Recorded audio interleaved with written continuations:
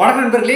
பொங்கல் பண்டிகை வந்து பார்த்தீங்கன்னா, நம்ம 4 நாட்கள் வந்து தொடர்ச்சியா வந்து கொண்டாடுறாங்க. அதன் அடிப்படையில முதல் நாள் வந்து பார்த்தீங்கன்னா, போகி பண்டிகை.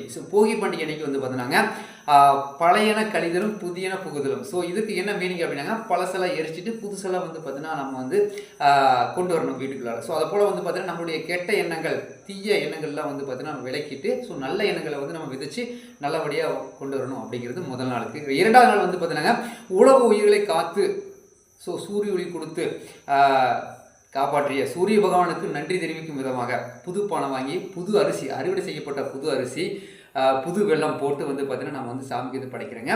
3வது வந்து பார்த்தீங்கன்னா, விவசாயத்திற்கு ரொம்பவே சப்போர்ட் பண்ணுற கால்நடைகளை போட்டு விதமாக அதற்கு நன்றி தெரிவிக்கும் விதமாக வந்து பார்த்தீங்கன்னா, கால்நடைகளுக்கு வந்து பார்த்தீங்கன்னா கொம்புகளுக்கெல்லாம் வந்து வண்ணம் தீட்டி வந்து பார்த்தீங்கன்னா பொங்கல் நம்ம வந்து ஊட்டி விடுறோங்க. 4வது நாள் வந்து பார்த்தீங்கன்னா, உறவினர்கள் எல்லாரும் ஒன்று சேர்ந்து, நண்பர்கள்லாம் ஒன்று சேர்ந்து மகிழ்ச்சியாக பொழுதை கழிக்கும் தான் காணும் பொங்கல்.